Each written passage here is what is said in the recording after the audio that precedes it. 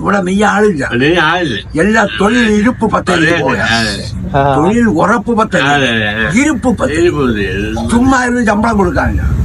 200 വർഷത്തിന് മുകളിൽ പഴക്കമുള്ള ചരിത്രത്തിന്റെ ഭാഗമായി മാറിയ ഒരു ചെറിയൊരു ഗ്രാമമാണ് തിരുവനന്തപുരത്തെ ബാലരാമപുരം. പരമ്പരാഗത രീതിയിൽ വസ്ത്രങ്ങൾ നിർമ്മിച്ചു വരുന്ന കേരളത്തിലെ ആദ്യത്തെ നെയ്ത്ത് ഗ്രാമം കൂടിയാണ് ബാലരാമപുരം. തിരുവിതാംകൂർ രാജകുടുംബത്തിന്റെ കാലം തൊട്ടാണ് ഇവിടുത്തെ കൈത്തറി മേഖലയുടെ തുടക്കം. പണ്ട് രാജഭരണകാലത്ത് കൊട്ടാരത്തിലേക്ക് ആവശ്യമായ തുണിത്തരങ്ങൾ നിർമ്മിക്കുന്നതിനു വേണ്ടി തമിഴ്നാട്ടിൽ നിന്നും വൈവിധ്യരായ നെയ്ത്തുകാരെ ശ്രീ മഹാരാജ ബാലരാമവർമ്മ ഇവിടേക്ക് ക്ഷണിക്കുകയും അവർക്ക് താമസിക്കുന്നതിനായി വീടുകളും നിർമ്മിച്ചു നൽകുകയും ചെയ്തു. എന്നാൽ പണ്ടത്തെ അപേക്ഷിച്ച് നോക്കുമ്പോൾ ഇന്നത്തെ ഇവിടുത്തെ കൈത്തറിയുടെ എണ്ണം വിരലെണ്ണാവുന്നത് മാത്രമാണ്. കുറവെന്ന് പറയാൻ നെയ്ത്തില്ല. അവിടെ ഒരു 2 എണ്ണം, ഇവിടെ 1 എണ്ണം. ഇതിന്റെ ബാക്കിൽ 4 തറിയുന്നത്. നമ്മളെ ബാലവർമ്മ മഹാരാജ ഇവിടെ നെയ്യാൻ വേണ്ടിയാണ് ഞങ്ങളെ കൊണ്ട് ഇവിടെ ഇരുത്തിയത്.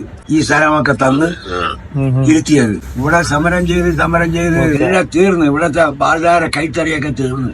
ഒട്ടും വൈകാതെ തന്നെ അന്യം നിന്ന് പോയേക്കാവുന്ന ഒരു തൊഴിൽ മേഖല കൂടിയാണ് കൈത്തറി മേഖല. ഇതിന് കാരണം ദിവസങ്ങളോളം നീണ്ട പരിശ്രമത്തിന് ശേഷമാണ് ഓരോ സാരിയും മുണ്ടും ഇവിടെ നെയ്തെടുക്കുന്നത്. ഇങ്ങനെ നെയ്തെടുക്കുന്ന തുണിത്തരങ്ങളിൽ നിന്നും തുച്ഛമായ കൂലി മാത്രമാണ് നെയ്ത്തുകാർക്ക് ലഭിക്കുന്നത്. നമ്മുടെ സംസ്ഥാന ഭരണപ്രദേശമായ ലക്ഷദ്വീപിലെ പോലെ ഒരു പ്രത്യേക ഭാഷ ഇവിടെയുള്ളവർ സംസാരിക്കാറുണ്ട്. തമിഴും മലയാളവും കലർന്ന മണിപ്രവാള ഭാഷയാണ് ഇവരിവിടെ സംസാരിക്കുന്നത്. അങ്ങനെ ഒരു പ്രത്യേകത കൂടി ബാലരാമപുരത്തിനുണ്ട്. ആറ്റുകാൽ പൊങ്കാലയും വിഷുവും ഓണം എന്നിങ്ങനെ വിശിഷ്ട ദിവസങ്ങൾക്ക് മുന്നോടിയായിട്ടാണ് ഇവിടെ ഏറ്റവും കൂടുതൽ കച്ചവടം നടക്കുന്നത്. ഞായറാഴ്ച ദിവസം എത്തിയത് കൊണ്ട് തന്നെ നമുക്ക് കാര്യമായ നെയ്ത്തിന്റെ കാഴ്ചകളൊന്നും കാണാൻ സാധിച്ചില്ല.